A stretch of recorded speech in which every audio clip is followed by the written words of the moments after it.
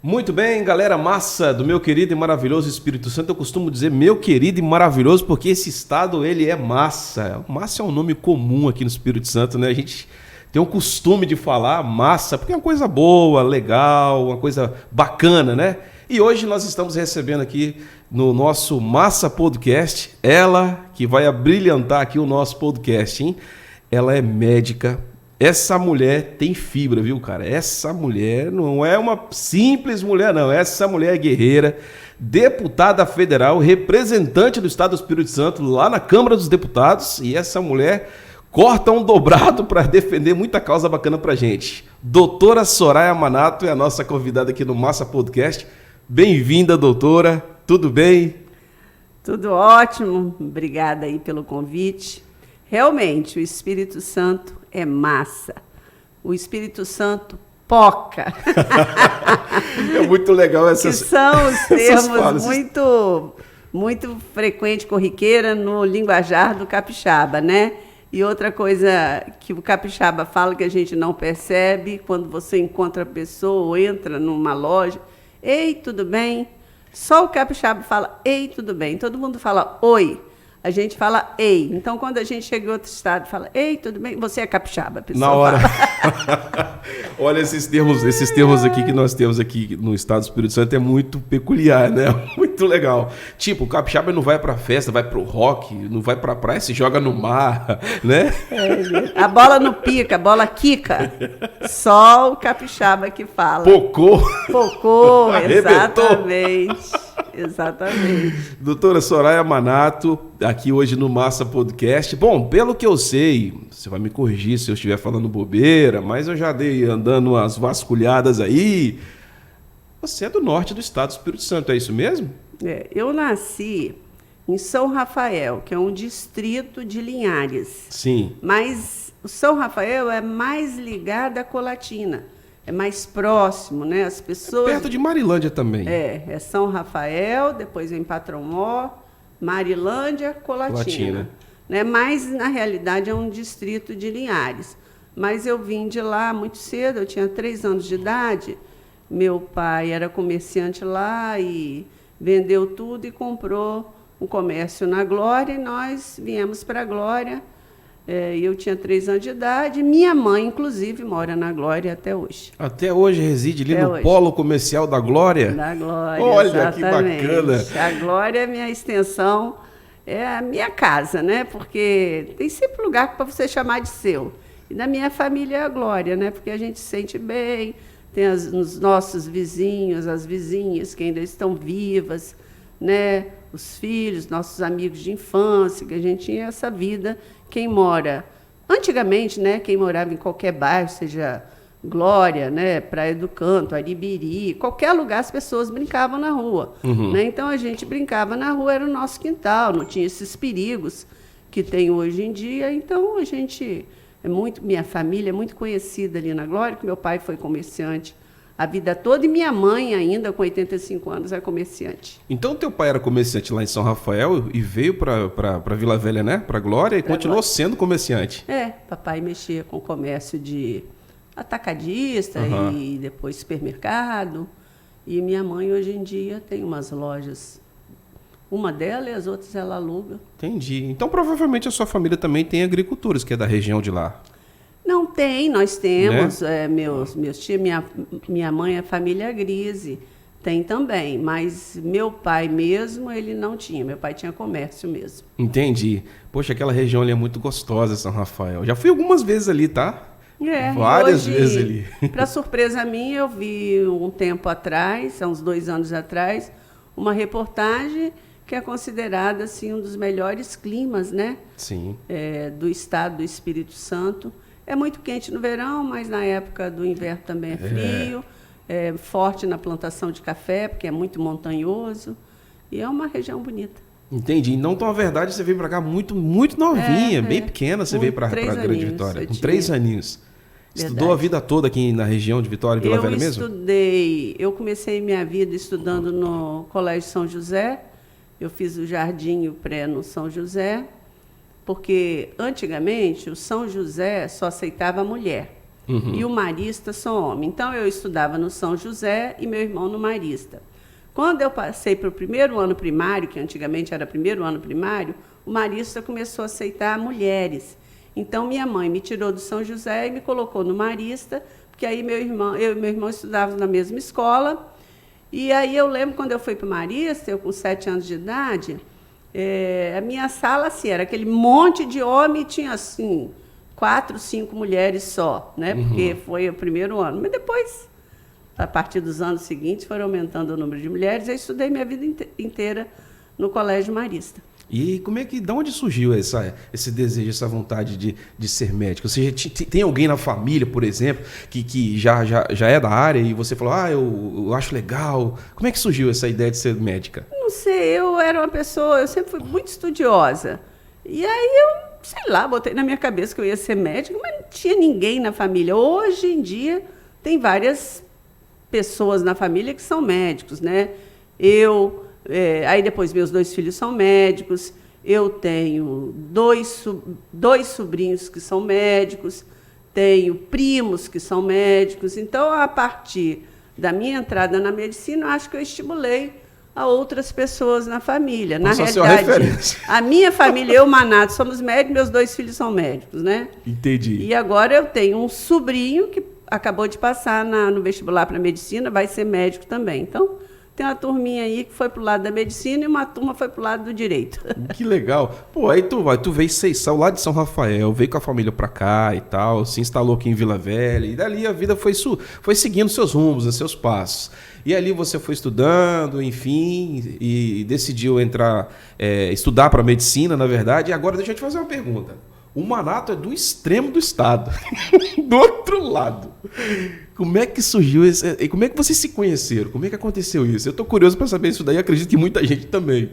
Manato, ele nasceu em Alegre, mas o meu sogro, a família do meu sogro é de Vitória. Ah, família meu daqui. Sogro era funcionário do Banco do Brasil. Então, quando meu sogro foi transferido para Alegre, por acaso o Manato nasceu em Alegre. Uhum. Entendeu? Porque meu sogro, nessa época, trabalhava lá no Banco do Brasil. Aí depois, meu sogro ficou lá um tempo, eu acho que o Manato ficou lá até os 3 anos, não sei, 4 anos, voltou para Vitória. Quando meu sogro voltou para Vitória, meu sogro, então, resolveu fazer medicina, já com 4 filhos. Sério? E foi um excelente aluno, meu sogro era muito inteligente.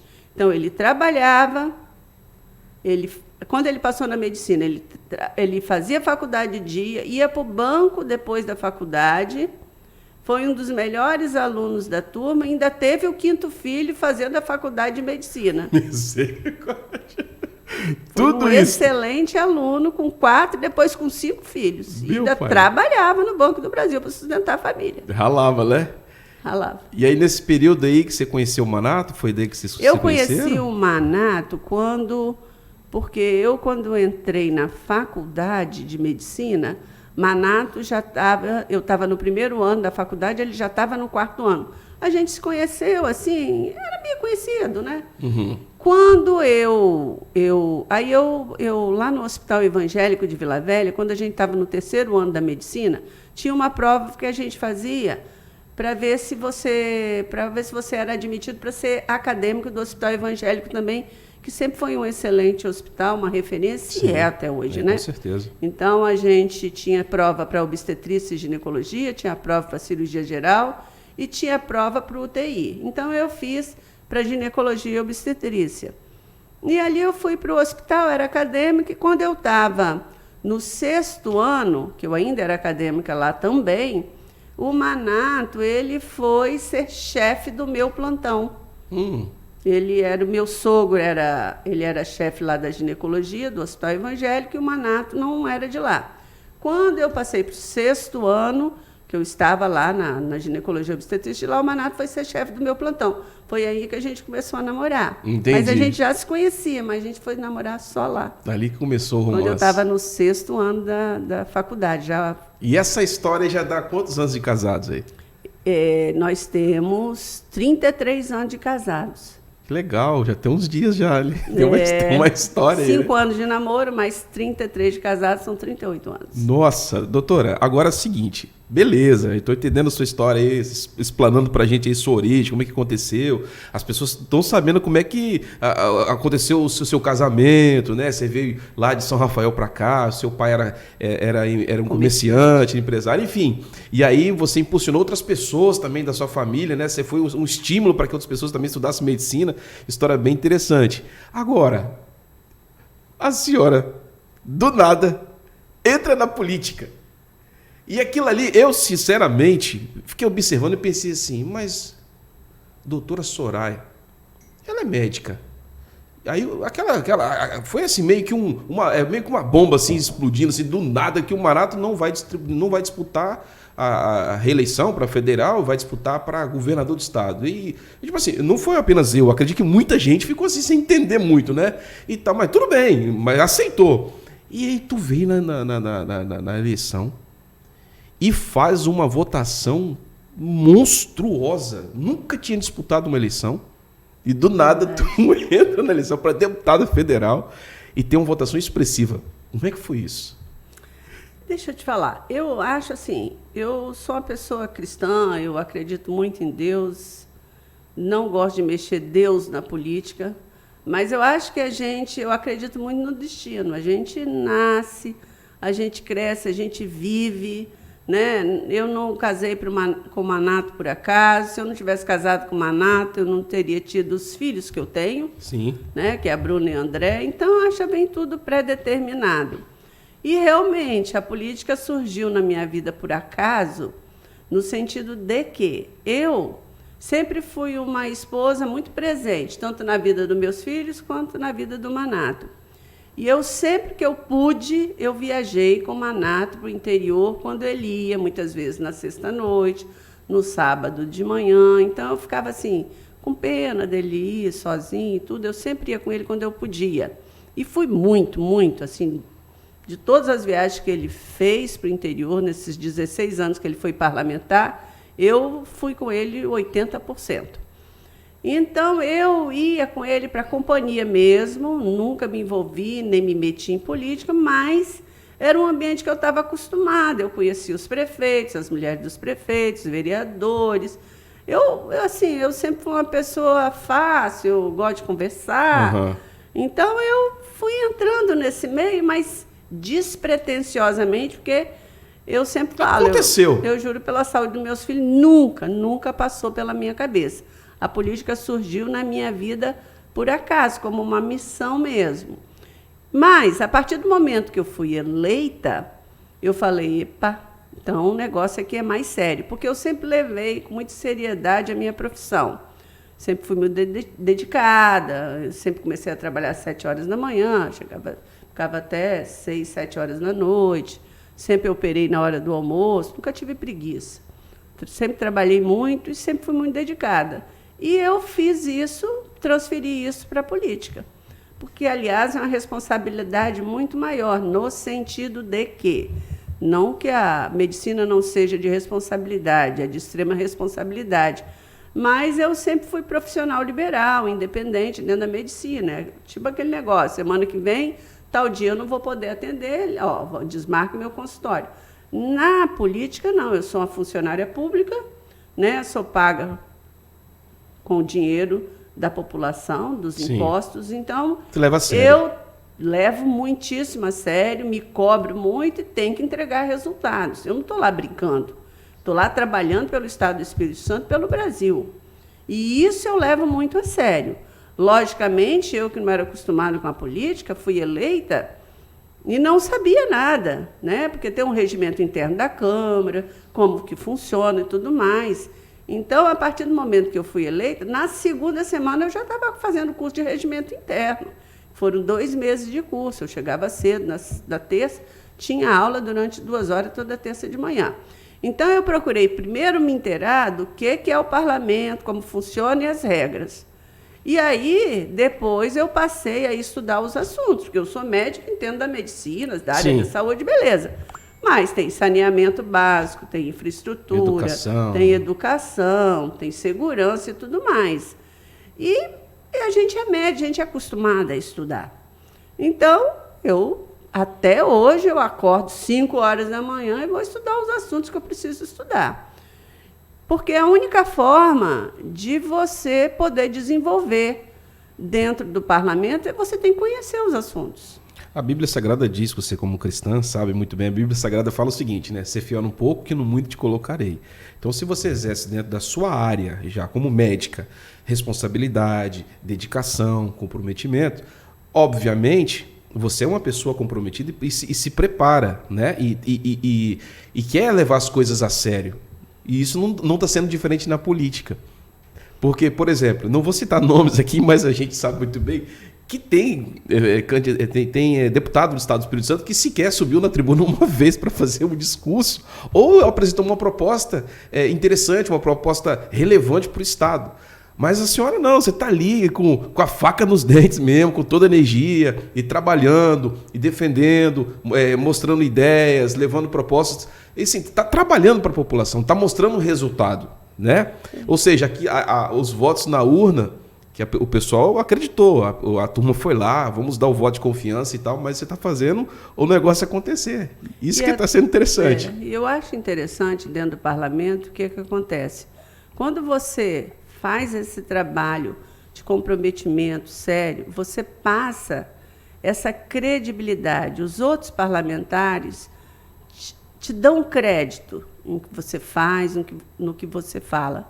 Então, por isso que tem muitas pautas, medidas provisórias, que o próprio governo já chama a gente para trabalhar em cima daquelas medidas provisórias, porque sabe que são assuntos que a gente domina e que a gente vai defender realmente embasado. Sim. Te dou um exemplo da medida provisória dos radioisótopos. Foi uma medida provisória que o Ministério nos convidou, chamou alguns parlamentares, nos explicou a importância da medida provisória para o Brasil. Por quê? Radioisótopos, radiofármacos, eles são produzidos por uma estatal brasileira. Essa substância ela é importante para várias coisas, para diagnóstico e tratamento de doenças neurológicas, de câncer. É mesmo? Tem várias doenças. Por exemplo, se você for fazer um PET scan, que depende de radioisótopo, tem determinados exames que dependem dessa substância. Pô, bacana, hein? Então, isso era produzido até então, é produzido por uma estatal. Mas só que, como toda estatal, ela tem as suas deficiências. Então, o que essa medida provisória abria? Abria para investimento para capital privado, para que esses radioisótopos, radiofármacos, fossem produzidos por empresas privadas, fiscalizadas, por exemplo, pela estatal, por exemplo, o IPEM. Então, isso daí é importante para o Brasil, porque nos outros países do mundo isso já acontece. Para dar estabilidade. Está faltando radioisótopo. Para-se todos os exames de PET scan, todos os diagnósticos, tratamento de várias doenças. Então, isso deixava muito aberto essa situação. E os médicos que mexem com esse tipo de diagnóstico e tratamento ficavam realmente em polvorosa no Brasil. Sim. Então, agora, com a abertura para o capital privado para investir nessas substâncias, estabiliza o mercado, estabiliza realmente os tratamentos e diagnósticos. Então, isso daí o Ministério nos procurou. Então, eles sabem que a gente tem conhecimento. Então, a gente defendeu, a esquerda bateu muito, que eles não queriam de jeito nenhum, mas nós conseguimos realmente sair vitoriosos. Então, lógico, tem determinados assuntos que eu não domino dentro do parlamento. Isso é natural. Mas a gente trabalha isso. Então, muitas coisas dentro da área da saúde, que nós parlamentares que somos médicos e nos dedicamos ao parlamento, a gente é muito ouvido lá dentro do plenário. E a gente consegue, até agora, todos os casos, a gente conseguiu sair vencedor. Então é importante esse trabalho. Essa substância, então, ela vai aumentar a produção? Vai aumentar a produção no Brasil e dar mais estabilidade ao mercado. né, do mercado médico, da medicina nuclear. Isso é diretamente ligado à medicina nuclear, no diagnóstico e tratamento de várias doenças. Nossa, isso é muito importante. Muito importante. Muito importante. Quantas vidas?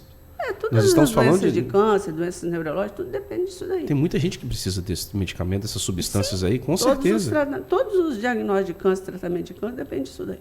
Pô, bacana. Os acompanhamentos e tudo, por exemplo, a pessoa faz um tratamento de câncer. Tá curado, mas todo ano ele vai fazer do seu PET scan, que é para ver se tem alguma célula, alguma metástase, alguma coisa.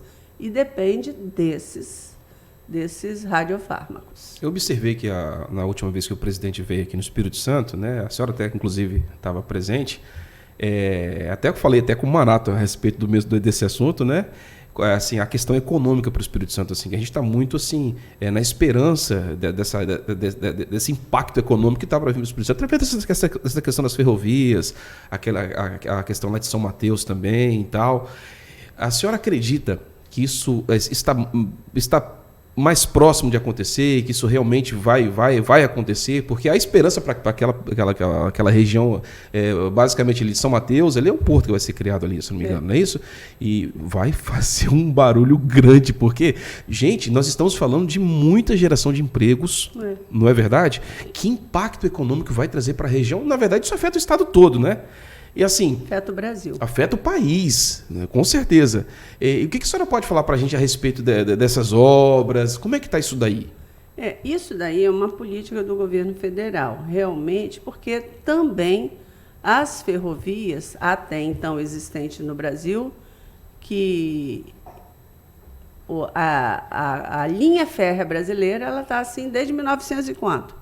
1960? Mais ou menos. Uma data, né? Pois é. Então, o que acontece? O Brasil ele não tem condição de ficar investindo, o governo federal investindo em construir linhas férreas. Então, o ministro Tarcísio tem um projeto de lei, né?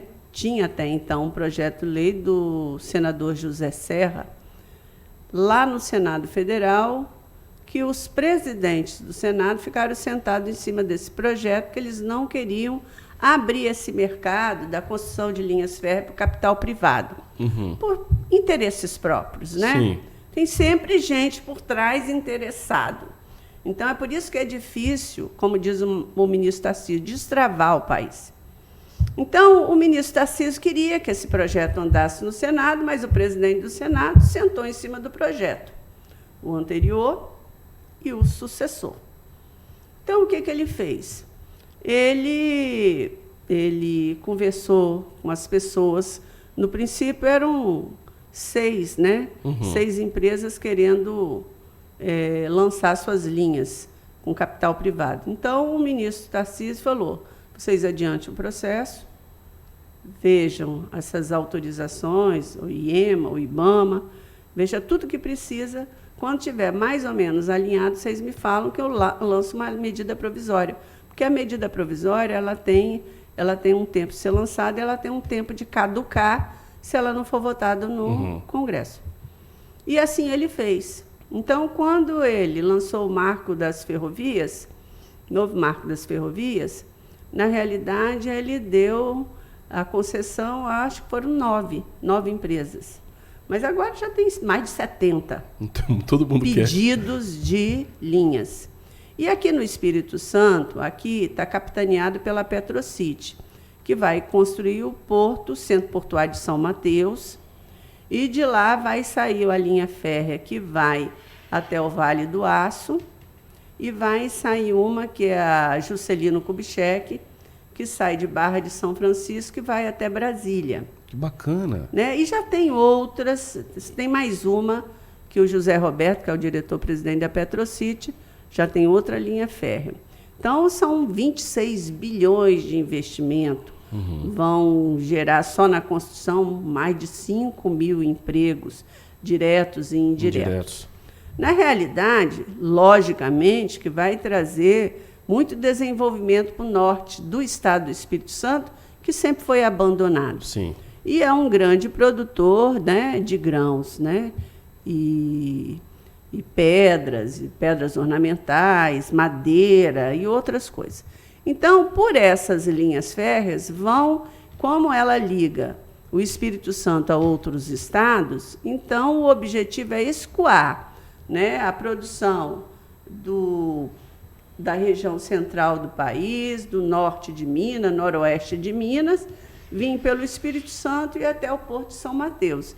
E isso, qual a importância da linha férrea? Primeiro, que é um transporte barato, um transporte seguro, um transporte previsível, que não tem greve, não tem queda de barreira, não tem buraco, não tem congestionamento, não tem nada disso. Você sai daqui, chega no porto a tantas horas ou a tantos dias. Ponto final. Previsibilíssimo, né?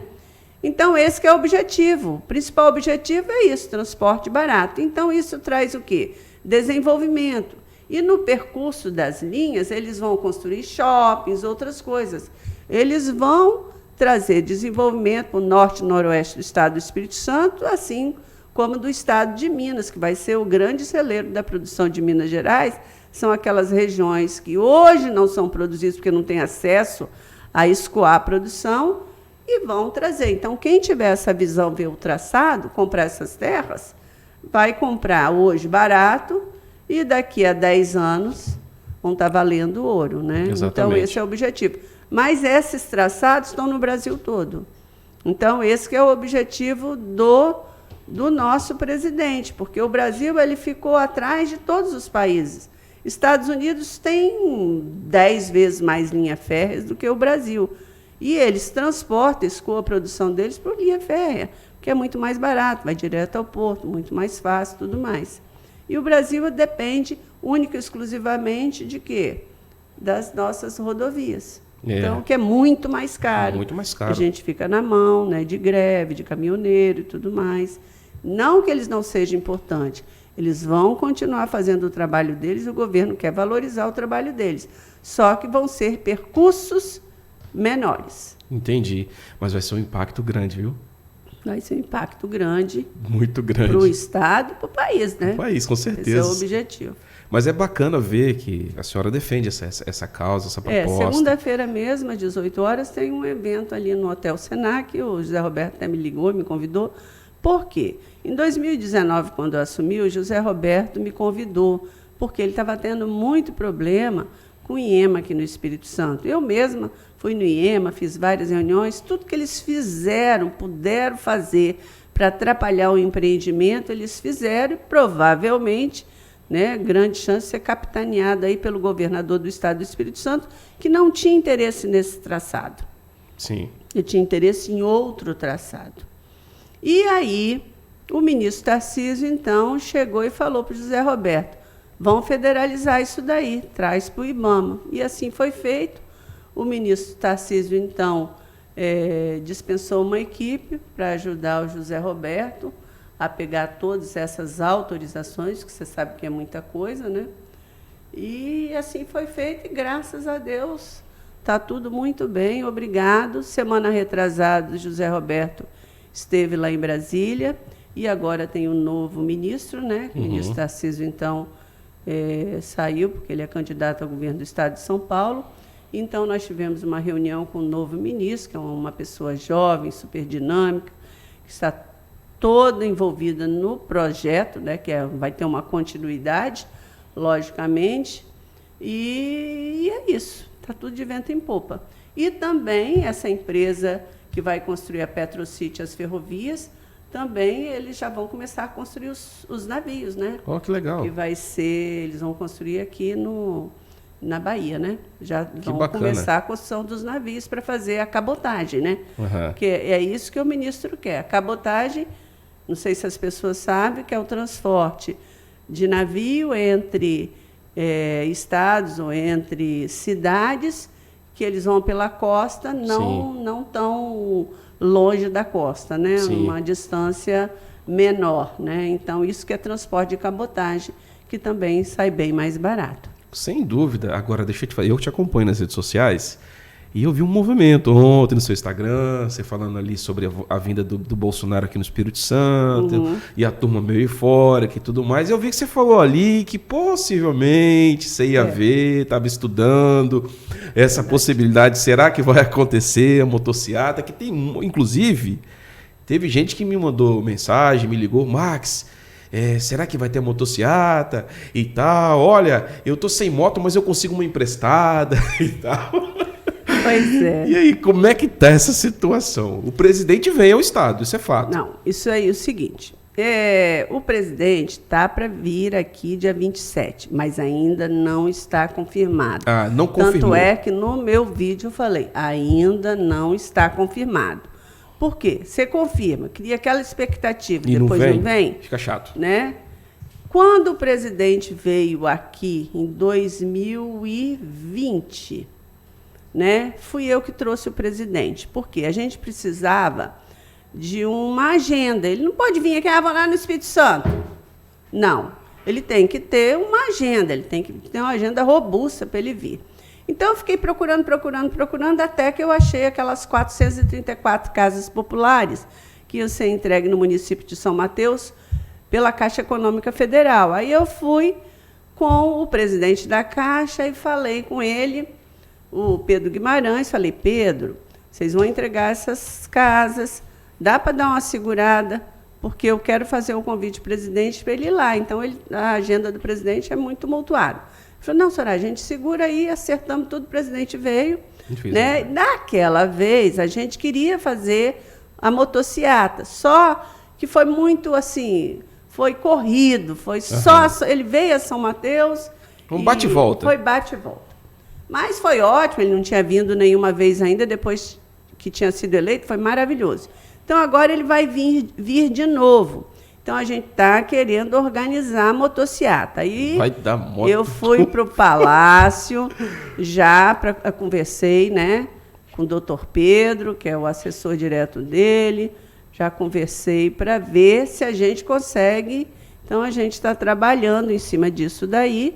Né? Ele perguntou mais ou menos quantas motos vão ter, mas é a gente que está organizando e vamos convidar o presidente para vir participar dessa motociata. Vamos ver se a gente consegue dessa vez.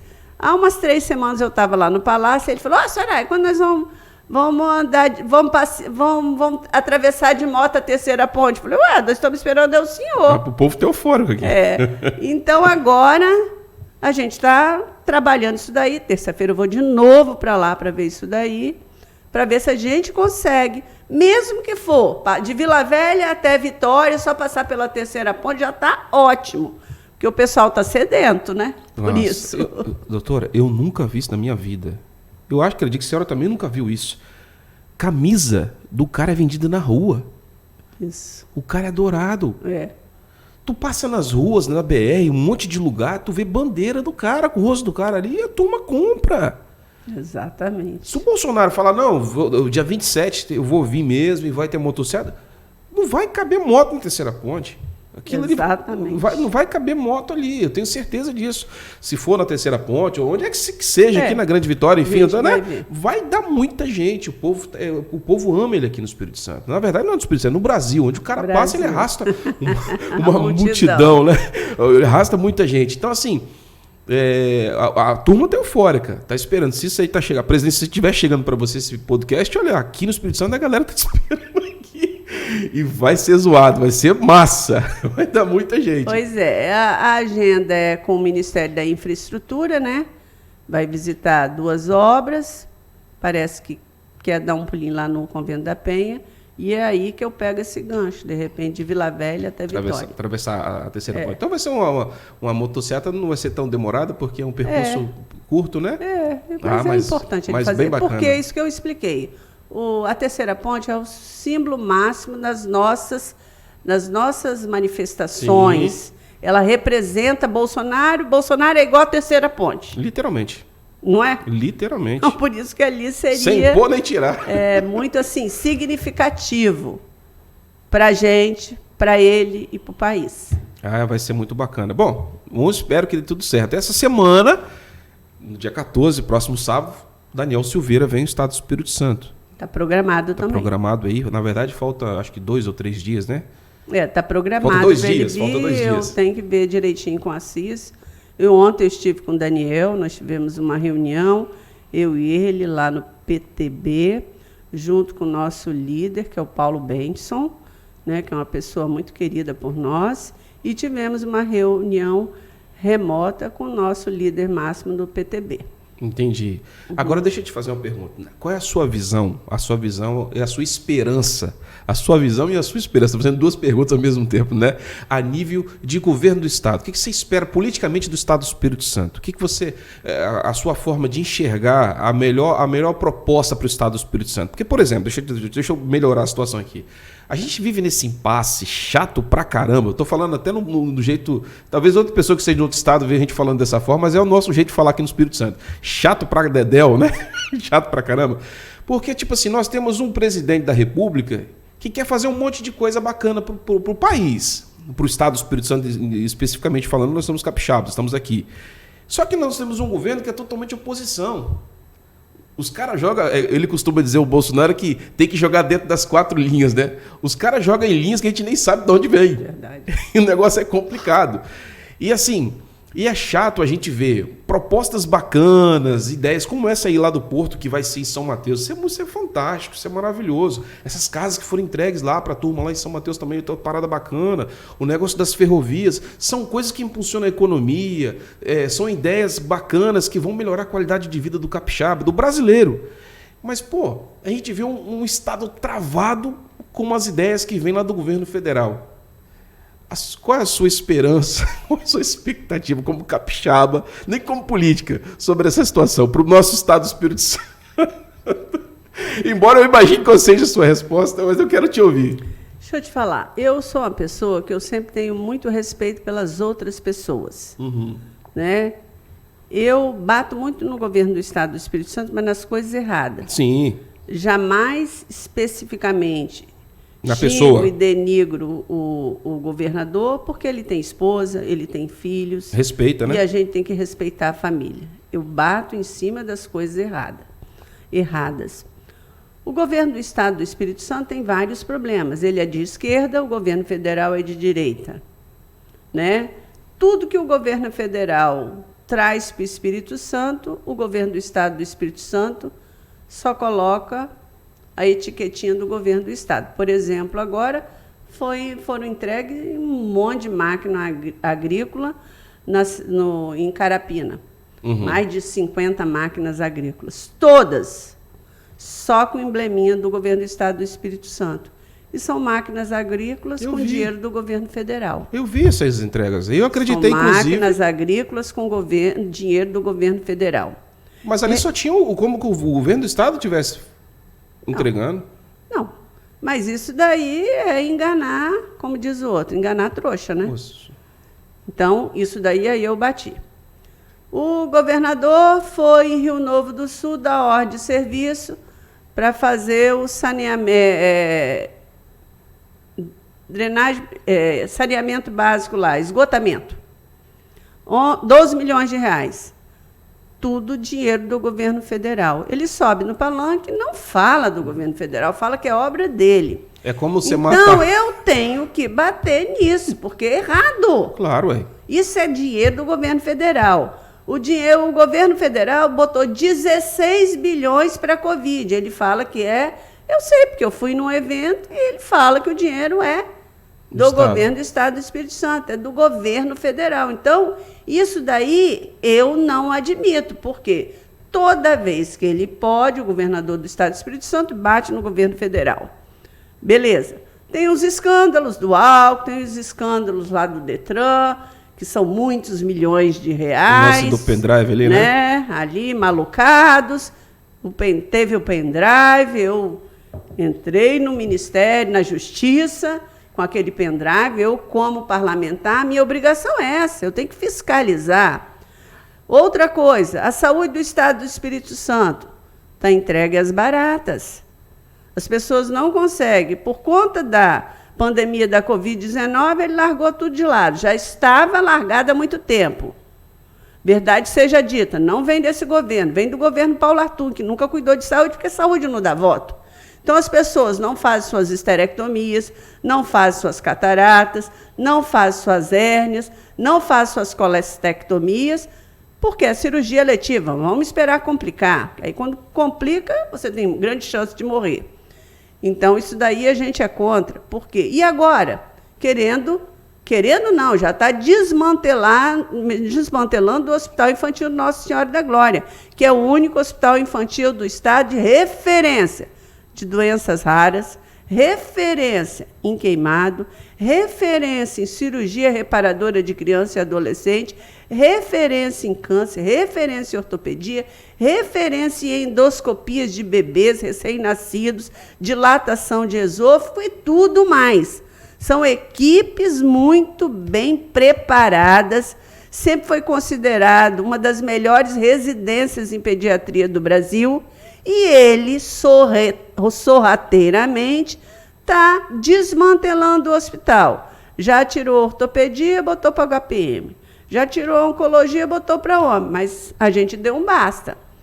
Né? Os médicos, a sociedade civil organizada, os representantes dos pacientes das doenças raras, todo mundo está se movimentando e eu estou me movimentando, junto com o Ministério da Saúde. Já tenho reunião marcada com o Ministério Público, porque a gente não vai deixar que isso aconteça. A estrutura do hospital é antiga. É antiga. A Santa Casa de Misericórdia não é antiga? Olha lá a transformação que está tendo. Sim. Com uma boa gestão. Olha lá a transformação da Santa Casa de Misericórdia. Está ficando bacana. O Hospital Evangélico não é antigo? Vai lá ver. Hospital impecável. É antigo, a estrutura é antiga. É antigo? O senhor quer sair daqui? Constrói um hospital novo, que já tem o terreno, que foi doado pela FEC, já tem o terreno, constrói um hospital novo quando estiver pronto, tira o hospital daqui e bota para o novo. Agora, bota uma estrutura em Vila Velha, uma em Cariacica, em Vitória. Você acha que aquela mãezinha, que o filho sofreu um acidente, uma queimadura grave, ela vai para onde? Ela vai ficar perdida. A referência é o hospital infantil. Estou te dando um exemplo. A minha funcionária está comigo há 28 anos, a filha dela quebrou o braço. A doutora Soraya Gabriela quebrou o braço. Para onde que eu vou? Vamos para o hospital infantil. Chegou lá, não é mais aqui não. É lá no HPM, eu nem sabia. Eu sou médica. Caramba, os caras estão Aí zoando. você imagine, uma pessoa que não tem condições de pagar um Uber, não tem carro, vai para o infantil, de lá, não é aqui não, minha senhora, é lá em Cariacica. Pô, nem informação eles dão. Então, isso daí é um desrespeito para com as equipes de ponta que tem dentro daquele hospital, sabe por quê? Quando a criança nasce com a doença rara aqui no estado, você não vai para o médico particular, não. Qualquer um, do mais rico ao mais pobre, vai para o hospital infantil. Queimado grave, do mais rico ao mais pobre, vai para o hospital infantil. Uma meningite, do mais rico ao mais pobre, vai para o hospital infantil. Então, essa é a referência do Estado do Espírito Santo e equipe. E ele quer acabar com isso, mas não vai acabar, não. Não vai acabar, não, porque nós estamos em cima disso daí. Isso é um desrespeito. E com a agricultura? Ao desrespeito com a agricultura do Estado do Espírito Santo. O secretário da Agricultura, com todo o respeito que eu tenho, é um colega, excelente médico, mas o secretário da Agricultura, ele colocou um médico para ser secretário da Agricultura. Tá de brincadeira, né? E o Espírito Santo é a referência nacional. Nos 4 cantos. É o maior produtor exportador de mamão, é o maior produtor exportador de pimenta do reino, é o maior produtor exportador de pimenta rosa. Abacaxi. É o maior produtor exportador de café. Aí você bota um médico. Olha o desrespeito para com a agricultura. Então, são essas coisas, e por isso que tem muita coisa errada acontecendo dentro da agricultura, que não vou aqui falar, porque, como diz o outro, tem um terço inteiro para eu te falar, eu vou tomar muito tempo, que está acontecendo e que, infelizmente, a população não sabe disso. É por isso que eu subo lá na tribuna da Câmara dos Deputados e falo. Eu falo que está errado, as pessoas têm que saber. Com certeza. Que está errado, por quê? Não é Gazeta, não é Tribuna que vão falar isso, não. Jamais. De jeito nenhum, não fala. Mas eu sei, porque eu estou direto em contato com os agricultores, eu estou direto em contato com o pessoal da saúde. Infelizmente, são essas coisas que acontecem e que, aparentemente, está tudo bem, porque ele fez um asfaltinho ali, ele fez uma pontezinha ali. Isso dá voto. Saúde dá voto? Não. Porque hoje você está com a hérnia, amanhã você está com a pneumonia, depois de amanhã você está com isso, depois você está com aquilo. Então, é todo dia um negocinho. Não é você, é seu filho, ou sua esposa, ou sua tia, ou sua mãe. Então, saúde não dá voto. A ponte fica lá 200 anos, aí dá voto. Mas nós queremos cuidar das pessoas. A minha preocupação são as pessoas, porque sem saúde não tem ponte. Quando você dá uma emenda parlamentar para o município comprar um mamógrafo, ele não compra um mamógrafo, o prefeito. Ele compra geladeira, escadinha, maca, pererê. Aí eu subo lá e meto a lenha. Por quê? Prefeito, mamógrafo salva a vida. Água gelada, maca, não salva a vida de ninguém. De maneira nenhuma. Então, a gente trabalha em cima do que está errado, vamos falar que está errado, o que está certo, vamos dar os parabéns, dar os louros. Tem muito prefeito sério no estado do Espírito Santo, mas tem muito também que é um descaso total para com o dinheiro público. O que é que eles fazem com as máquinas agrícolas que a gente dá? Quando troca o prefeito para o outro, muitos vão lá, corta a fiação, bota cimento dentro da tubulação, 500, 600 mil reais jogados no lixo. E isso é dinheiro de imposto, que o povo paga, não é do prefeito. A máquina não é do prefeito, é do povo. Então, são essas e outras coisas que a gente, como parlamentar, tem obrigação de falar, sem tocar na moral da pessoa, Sim. sem tocar na honra da pessoa, mas fala o que está errado. Então, é esse que é meu objetivo. E é esse que é meu trabalho. Se eu for reeleita, o objetivo é entregar no dia 31 de dezembro, meu mandato, quando eu for reassumir, em fevereiro, né, na realidade, entregar o meu mandato com cabeça erguida. Esse que é meu objetivo. Entendeu? Você não acredita que a política está diferente? Exemplo, você foi eleita na última eleição, né? E a senhora não tinha mandato antes, mas veio com apoio, com proposta, com as suas ideias e tal, e a população quis essa diferença. Inclusive, nós tivemos até uma coisa negativa também. O povo acreditou em alguns candidatos aí que falaram uma conversa, mas na hora provou totalmente diferente. Eu costumo dizer que nós tivemos um estelionato eleitoral, né? Mas você não acredita que a população está diferente? Por exemplo, a galera está perguntando mais. Hoje, você vai conversar sobre política com alguém, de fulano, mas qual é a proposta desse político?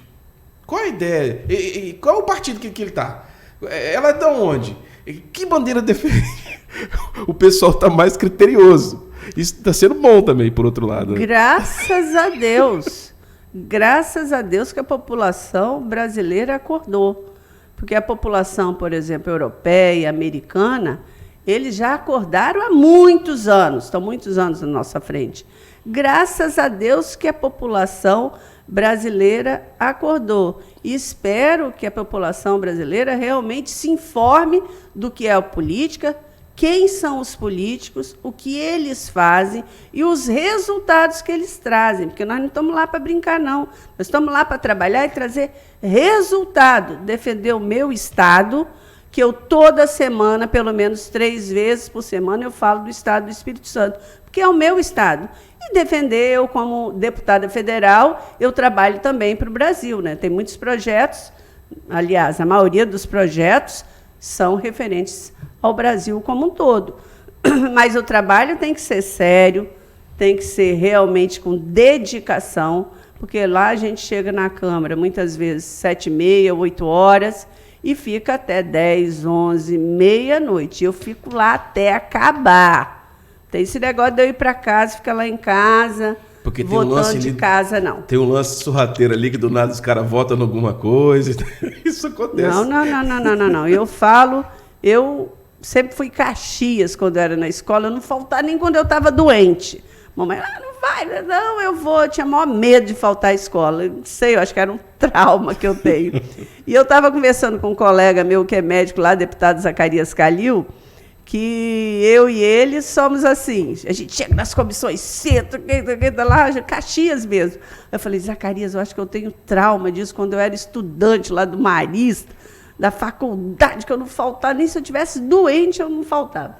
Aí ele falou, senhora, isso é um problema de médico, o médico tem essa responsabilidade, né? Mas eu acho legal, eu conheci muitos parlamentares que realmente fazem a diferença nos seus mandatos para os seus estados, para o Brasil, mas tem muita gente boa ali dentro. Então, é uma experiência fantástica de conhecer essas pessoas, muito enriquecedoras. Realmente, o mandato de deputado federal foi assim, divisor de águas na minha vida, no sentido de coisas macro que você pode fazer. Você vê muita coisa errada dentro do parlamento, mas você vê muita coisa boa também. Sim. Né? Então, a gente, como é do bem, trabalha sério, com dedicação, a gente vai pela linha do bem e o que a gente puder, né, tirar fora do mal, tentar bater no mal, a gente faz. E são muitos projetos, né? Projetos da esquerda, são projetos realmente, a gente que é cristão. Aliás, hoje foi aprovado na Câmara dos Deputados o meu projeto de lei, Dia Nacional do Cristão, Bacana. Porque a gente vive como disse, em tempos nebulosos e tumultuados.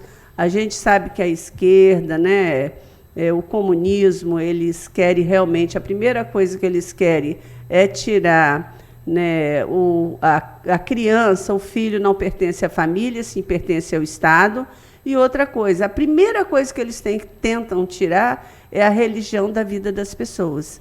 Né? Foi o que aconteceu, por exemplo, eu tenho um amigo que é cubano, e ele mora aqui no Brasil já há quase 30 anos, e ele era criança quando foi instalado, né, esse regime lá em Cuba. Ele falou, a primeira coisa que eles fizeram foi fechar todas as igrejas. Fechar assim, fechar com lajota, cimento e tudo, né?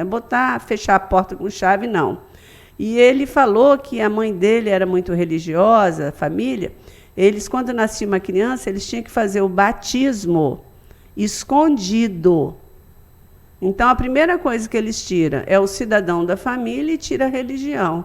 Né? Então, o Dia Nacional do Cristão, ele representa muito nesses tempos nebulosos que nós estamos vivendo. É um memorial importantíssimo. Com a esquerda aí na cola do nosso presidente, e que a gente tem que realmente resgatar e comemorar esse dia, porque, né, a nossa vida, nós não somos nada se não tivermos na presença de Deus. E a família e a religião é a base de tudo na nossa vida. Então, por isso que eu quis fazer esse projeto. E uma curiosidade, quando eu trouxe o presidente aqui, ele foi em São Mateus, e a gente teve uma reunião lá e tinha uns pastores. E um pastor de lá de São Mateus falou com Bolsonaro isso, Dia do Cristão. Aí Bolsonaro, eu estava do lado dele, e falou, Soraya, faz esse projeto.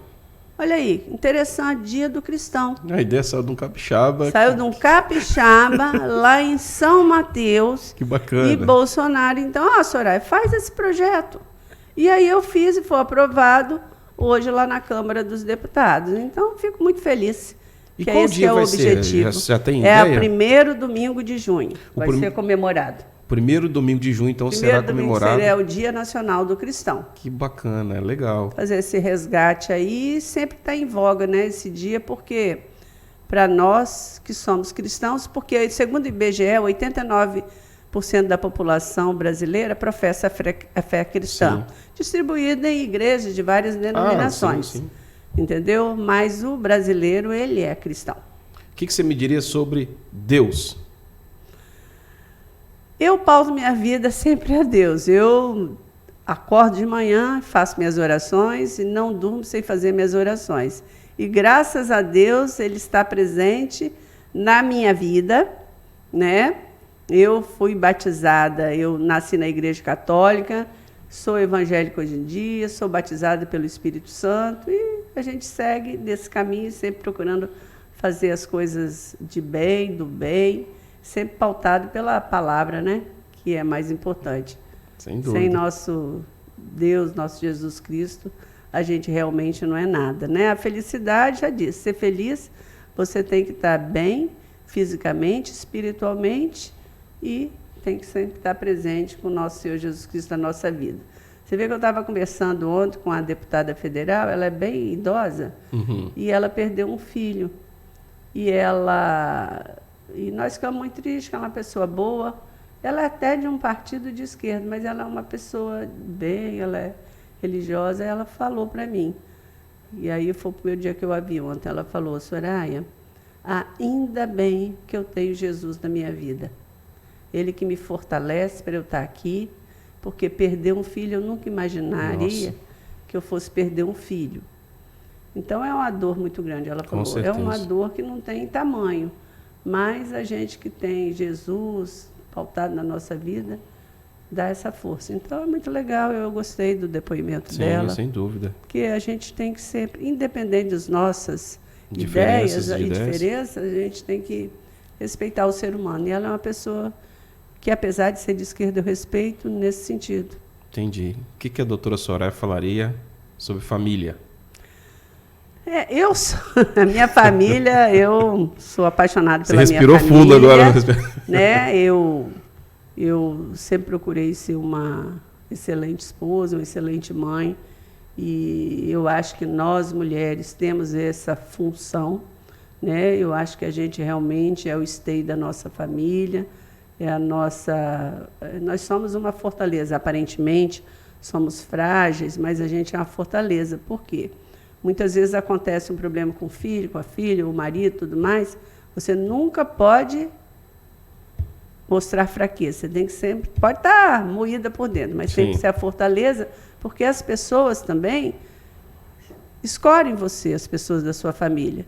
Então, você tem que dar esse suporte. Então, eu sempre falo que a mulher é o sexo forte e nós, mulheres, sempre procuramos proteger as mulheres. Ontem mesmo, eu fiz um pronunciamento na Câmara dos Deputados sobre a violência que no Estado do Espírito Santo contra a mulher sempre está em alta. Meu Deus, está demais. Sempre está em alta, né? Nós já ocupamos o primeiro lugar, hoje estamos em 8º lugar, que é um lugar péssimo, mas já deu uma melhorada. Mas a violência no Estado do Espírito Santo, ela está enraizada na vida do capixaba. Na última semana, pelo amor de Deus. Exatamente. Então, eu falei isso daí, é uma coisa que a gente sempre tenta, né, proteger, empoderar. Eu não gosto muito desse termo, empoderar a mulher, eu não gosto disso. Mas eu acho que nós, mulheres, quando temos filhas, nós temos que tratá-las já desde pequenininhas, para elas terem essa autonomia, para elas terem essa independência, para elas poderem realmente falar, não, isso eu não quero. Não, eu não quero ser tratada assim, não, eu não gosto. A mulher tem que aprender a falar não. Por quê? Porque o Espírito Santo, ele vem de uma cultura do patriarcado. Demais. Pela própria colonização do Estado do Espírito Santo. Por isso que aqui tem muita violência. O homem é o dono da casa e a mulher é a dona de casa. Sim. Você está me entendendo? Sim. Então, a gente tem que mudar isso daí. Muito machismo. E você muda, né, fazendo esse trabalho junto às mulheres, mas desde pequenas. O que a doutora Soraya vai me dizer agora a respeito do marido do Manato? Pois é, o Manato está aí como pré-candidato a governo do Estado do Espírito Santo, tem realmente um trabalho, né, como parlamentar por 4 mandatos, tem um projeto muito bonito, né, de cuidar das pessoas, de fazer o diferente e a diferença. Então, nós estamos trabalhando pela eleição dele. Ele é meio dono de casa também, parece, né? Pelo menos ele se mete na sua cozinha de vez em quando ali. Ele gosta de fazer os negócios. O Manato, ele gosta de cozinhar, porque eu, na realidade, eu não sei cozinhar, né? Mas isso daí é a culpa da minha mãe. Você tirou mais tempo para estudar. Que eu falo sempre que minha mãe nasceu à frente do tempo dela. Ela fala, mulher na cozinha não leva a lugar nenhum. O jeito dela, né? Já é mais de idade. Então, não, você não vai cozinhar, não. E eu sempre estudei muito. Então se deu bem, que o Manato gosta, né? E o Manato gosta de cozinhar. Então, uma deficiência de um compensou o outro. Que Bacana. Eu vejo ele sempre os vídeos do Malata ali, fazendo muqueca, né? Preparando ali alguns pratos especiais e tal. Eu achei que o cara é bom de cozinha, viu? Eu falo que eu sou a Maria Aparecida, porque antigamente tinha um programa da televisão que tinha uma senhorinha que cozinhava, até esqueci o nome dela, e ela tinha auxiliar, que era Maria Aparecida. Uhum. Aí eu sempre falo, eu sou a Maria Aparecida, porque eu corto, faço as coisas. Porque também ele cozinha, mas tem que estar tudo arrumadinho lá para ele, né? É. Tudo cortadinho, coentro, cebola. Tem que estar todos os temperos ali, né? Ele é, como diz o outro, é o chefe, né? Entendi. O que a nossa médica, deputada federal, falaria a respeito do presidente do Brasil, Bolsonaro? Menino, ontem eu estava até conversando sobre isso na Câmara dos Deputados. Eu sou suspeita a falar porque o Bolsonaro foi o divisor de águas no Brasil. Uhum. Porque até então existia a esquerda e existiam os outros parlamentares. Sim. Né? Hoje em dia não, tem a esquerda, tem a direita e também tem os outros parlamentares, que é os que eles falam que é o centrão. Centrão. Então, o Bolsonaro, ele resgatou isso daí. O que é a direita, né? Nos definiu, porque muitas pessoas sempre foram de direita, muitos parlamentares eram de direita e não sabiam que era da direita e não sabia nem o que era direita. Então, o Bolsonaro resgatou isso daí. Por quê? Porque a gente estava vendo que o Brasil estava indo por um caminho que nós não estávamos satisfeitos. Eu não digo nem em termos de desvio, nem nada disso. Eu termo de desvio mesmo de tudo, de moral. Condutas, moral e tudo mais. Então, o Bolsonaro, eu sempre falo que foi o salvador da pátria, que ele resgatou isso daí e nos mostrou o que é ser de direito, o que é ser conservador, o que é defender família, o que é ser cristão, realmente defender uma pátria. Você não precisa desmantelar uma pátria, né, em todos os sentidos, em termos de família e em termos de religião, para você poder governar um país. Então, você vê que ele é uma pessoa família, é uma pessoa cristã, a primeira-dama é uma mulher realmente abençoada, é uma pessoa queridíssima. Muito simples, né? Muito simples. E ela, Bolsonaro, com todo o jeito dele, bronco, quem dá as regras lá é ela mesma. Comanda. Olha para ele fica quieto, a gente mexe com ele. Bolsonaro, Michele é ciumenta, ele, ixi. Então, ela que dita as regras mesmo, você vê, né? Com toda a sensibilidade dela, delicadeza, uma pessoa realmente temente a Deus, cristã. E isso foi muito bom para a vida dele. Sim. Deu essa serenidade, né? Um grande homem tem que estar acompanhado ao lado de uma grande mulher, lógico. Deu essa serenidade, principalmente para ele governar um país, porque deu essa tranquilidade para ele, e precisa, né? O homem precisa dessa estabilidade emocional, ele precisa desse companheirismo, senão ele não consegue andar. Você vê que ela já, acho que é o terceiro casamento dele, e ele super feliz e realizado, né? Isso é muito legal. Quais são as considerações que a nossa médica, deputada federal, deixaria? Não vou falar para o Espírito Santo, eu falaria para o nosso Brasil inteiro, né? Não só para o Espírito Santo, mas pode falar para aproximar mais do capixaba, mas também para todo o nosso país. Quais são suas considerações? Graças a Deus, o Brasil está no caminho certo. Graças a Deus, nós temos um presidente Bolsonaro que está ocupando aquela cadeira, como ele fala, realmente é uma missão. Ele sempre fala, vocês acham que é bom estar naquela cadeira? Não é não. Realmente, o que me fortalece ali, porque eu encaro como uma missão. E realmente, para nós brasileiros, que somos trabalhadores, né, que realmente pagamos nossos impostos, a gente vê que, finalmente, o nosso dinheiro está sendo bem empregado e empregado com responsabilidade, né?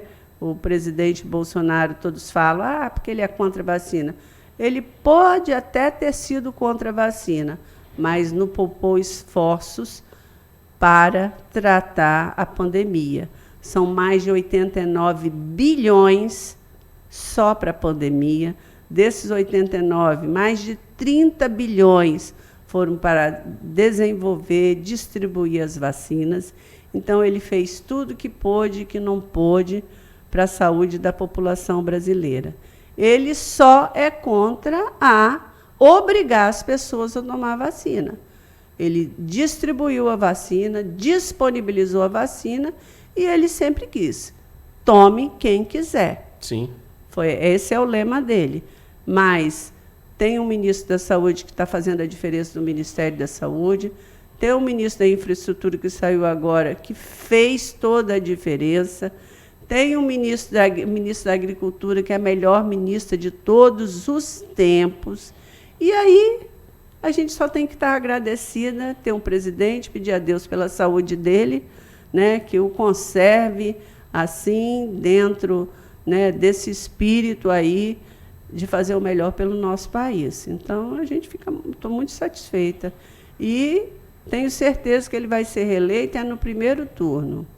Sem dúvida, o cara é querido e amado por todos aí. Onde o cara vai, pelo amor de Deus, a aglomeração de pessoas é fato. E ele é muito querido. Não tem jeito. Ele é muito espontâneo. Pessoal, que o Bolsonaro é bronco. Ué, mas ele era assim antes, como deputado, como pré-candidato, como presidente. Isso é ótimo, que nós votamos nele assim. Já pensou se ele virasse uma almofadinha? Igual a Temer, todo duro, igual um... não sei o quê. É o perfil do cara, pô, o jeito dele. Graças a Deus, a pessoa não muda. Já pensou, você elege uma pessoa e ele se transforma em outra? Todo mundo odeia quando as pessoas ele é autêntico, mudam. ele continua sendo. Chegou no poder e continua do mesmo jeito. Verdade. Continua do mesmo jeito. Isso que é bom das pessoas. Eu costumo dizer para as pessoas, doutora, que eu votei no Bolsonaro, voto no Bolsonaro, eu sou declarado Bolsonaro. As pessoas, você é bolsonarista. Não, eu sou brasileiro. Eu voto no Bolsonaro porque eu acredito que ele é a melhor opção. Pronto, é uma numeração no meu país. É o que eu falo para as pessoas que vêm me questionar. Você é bolsominion? Não, eu não sou bolsominion. Eu voto no Bolsonaro porque eu acredito que ele é a melhor opção que nós temos. Na verdade, é a única opção, né? Agora, só para complementar, eu precisei de ver apenas um vídeo do Bolsonaro como deputado para me votar nele. Que foi aquela questão lá do presídio lá de Pedrinha. Eu só vi aquele vídeo e falei, pronto, é esse cara que eu vou votar. Pois é, ontem mesmo, na Comissão de Educação, nós recebemos o novo ministro da Educação. E a esquerda estava lá toda paramentada, até as unhas e dentes lá, armado para bater no ministro, né? O que se descobriu até agora? Nada. O problema são os 2 pastores, o problema é superfaturamento de ônibus. Não foi comprado nenhum ônibus superfaturado, foi descoberto antes. Os pastores, logicamente, um ministério daquele tamanho sempre tem aquelas pessoas que querem se dar bem. Não tem jeito. Não, nenhum centavo os pastores conseguiram tirar, não desviaram dinheiro de nada. E outra coisa, é o ministro Milton que saiu. Ele vai prestar suas declarações à Justiça. E eles queriam bater no ministro, que entrou agora. Então, a gente foi para lá, nós da direita, nos paramentamos, nos unimos, até teve um deputado da esquerda, Jorge Sola, falou que na época de Lula ele fez 18 faculdades. Aí eu, muito sabiamente, já tinha lido tudo, fui lá e mostrei. Se espremesse muito, foram 6 faculdades. E outra coisa, tudo desmantelada, né? Uma delas, os professores e alunos estavam dividindo uma faculdade que ele falou que ele implantou, dividido em 22 municípios no estado, que a faculdade rodava de um lado para o outro. Essa matéria é lá, essa matéria no município tal. Então, é isso daí. Eles falam, mas não provam. Aí eu fui lá e provei. Das 18 faculdades que ele implantou, que Lula falava que ele é analfabeto, não fazia faculdade, né? Se espremer muito, saía 6. Mas tudo feito, como eu falei lá, tudo feito a meia boca, para dizer para maquiar. Mas é aquela questão, tem que mostrar, né? Tem que dizer que fez. Eles falam, você não vai ficar xingando as pessoas, você tem que mostrar, ó. Você falou isso, tá aí. E aí o outro da esquerda falou que tinha que fazer mais faculdade de medicina, que está precisando de médico. Que tem de faculdade de medicina nesse Brasil, mas nós precisamos de faculdade de medicina, com hospitais, para o aluno fazer aula prática, com corpo docente. a altura, para sair um aluno de medicina bem formado. Você não pode querer que saia um aluno mais ou menos para cuidar do seu parente. Então, é esse que é o nosso problema. Por isso que o governo federal está segurando. Aqui no estado do Espírito Santo mesmo aconteceu um fato, no mínimo, de polícia. Em 31 de dezembro de 2018, foi dada a concessão para uma faculdade em Cachoeiro do Itapemirim, que ela estava concorrendo, essa concessão era esse grupo de empresários que tem faculdade de medicina, junto com a Santa Casa de Misericórdia. Santa Casa de Misericórdia tem corpo docente, tem mais de 20 residências médicas, tem laboratório, tem tudo. Toda estrutura. Essa faculdade não tinha nada. Quem ganhou a concessão? Essa faculdade que não tem nada. Na calada da noite, do dia 31 de dezembro de 2018, Bolsonaro ia subir no 1º de janeiro de 2019. Aí eu falei isso lá. É essa faculdade que vocês querem? É essa formação que vocês querem dar para o acadêmico de medicina? Eu sou médica, meus filhos são médicos. Mas a gente preza é para quem está na ponta, é o paciente. Sim. O mesmo médico que me trata, eu quero que trate aquela pessoinha que vai lá do interior da Amazônia e quer lá consultar com alguém. Entendeu? É a responsabilidade. Então, a esquerda quer faculdade, não importa. Tem que qualificar melhor os profissionais, né? Com certeza. Porque aí, na verdade, você vai ter um atendimento muito melhor, o pessoal vai ser bem atendido, porque o profissional é bem preparado, bem qualificado. Não é verdade? É igual a escola, pô. Tu vai na escola aí, o professor meia boca vai formar que profissional. Meu querido, que tipo de profissional vai ser formado ali? Como é que aquele aluno vai ser bem preparado? Se o tem professor mais ou menos... aluno que faz faculdade de Direito que não sabe ler. Você sabia disso? Meu Deus. Quem me falou isso foi um professor de faculdade. Tem aluno que faz Direito que não sabe ler. Tem criança com 10, 11 anos que não sabe ler. Por quê? A esquerda implantou esse negócio que não pode reprovar. Por que não pode reprovar? Tem que reprovar, ué. Então, o professor de faculdade me falou, Soraya, eu tenho aluno no Direito que não sabe ler. O preparo está sendo zoado, na verdade. Não estão, na verdade, preparando melhor essas crianças, adolescentes, o pessoal que está indo para a faculdade, não estão tendo um preparo adequado. Porque não pode reprovar, então, de qualquer jeito, você vai, né? Você passa, né? Você vai para a escola e você vai passar de qualquer jeito. Exatamente. Doutora Soraya Manato, quero agradecer a sua presença, a sua visita. Olha que papo bacana, a gente falou um monte de coisa legal aqui, verdade. que assunto massa. Nós falamos da sua origem, que seu pai é comerciante, né? Que você foi a primeira pessoa da família que começou a estudar medicina. Não tinha uma referência dentro de casa, mas se tornou referência para os outros. Verdade. O seu sogro, na verdade, ele começou a estudar medicina depois de ter 4 filhos e teve um 5º, é isso mesmo? Durante a faculdade. Durante a faculdade, você trabalhou com ele, Mas inclusive. ele era acima da média, né? Então, aquela pessoa inteligentíssima que assistia a aula já sabia tudo. Puxa. Aí, meu filho, eu tenho que sentar e estudar. Ele foi chefe lá do serviço médico lá da obstetrícia lá do Hospital Evangélico. Foi assim que eu conheci meu sogro. Eu nem namorava com o Manato ainda. Entendi. Você conheceu primeiro o seu sogro para depois o namorado que virou marido. Isso aí. Você foi por outra via. Pois é, isso mesmo.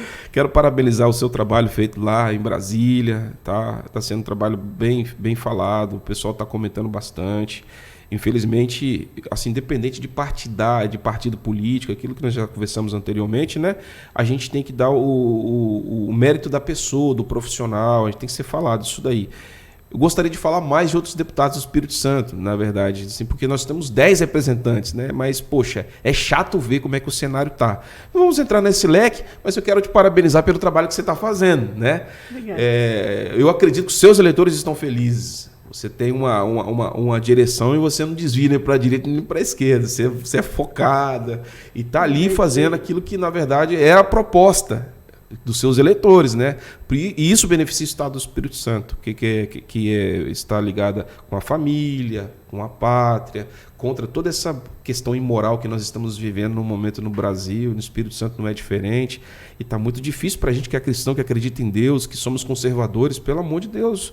Essa questão dessa lei que você falou aí pra gente agora aí, que foi aprovada, nossa, isso é muito importante. Aí a pessoa fala assim, mas é um dia que vai ser... Gente, peraí, nós estamos falando de um memorial. O próprio Deus na Bíblia fala sobre a importância do memorial. Inclusive na lei dele ele fala, né? Lembra desse dia aqui que ele escreveu a lei, as tábuas da lei, ele falou pro pessoal lá, lembra disso? Então Deus ele lembra de um memorial. Então tem o dia do cristão, que vai ser o primeiro domingo, é isso? O primeiro domingo de junho. Primeiro domingo de junho de cada ano. Vai ser o Dia Nacional do Cristão. Dia Nacional do Cristão. Gente, isso é importante pra gente. Com certeza. Isso é muito importante, são os nossos valores. É aquilo que a gente acredita de mais importante, que é a Bíblia Sagrada, e a própria Bíblia fala, né? Se Deus está... a presença de Deus, a Bíblia aberta é a presença do próprio Deus, porque ela é a palavra dele e a palavra dele o representa. Então, pra gente isso é muito importante. Né? Parabéns por essa iniciativa, parabéns para esse pastor aí também que ajudou, né? Que você mencionou, deu os créditos dele aí, lá de São Mateus, né? E o presidente também, o Bolsonaro, que sancionou, que aprovou e assinou. Bacana, muito legal. E vamos torcer para que você continue sendo essa pessoa assim, simples, né? Com essa garra, com essa vibra, essa fibra toda que você tem aí, positiva, que você continue fazendo esse trabalho maravilhoso. Obrigada pelo convite, obrigada pela conversa, né? Foi legal, muito foi bacana. Gostosa. E sempre a gente aprende um com o outro, né? Com certeza, sem dúvidas. Obrigada mesmo.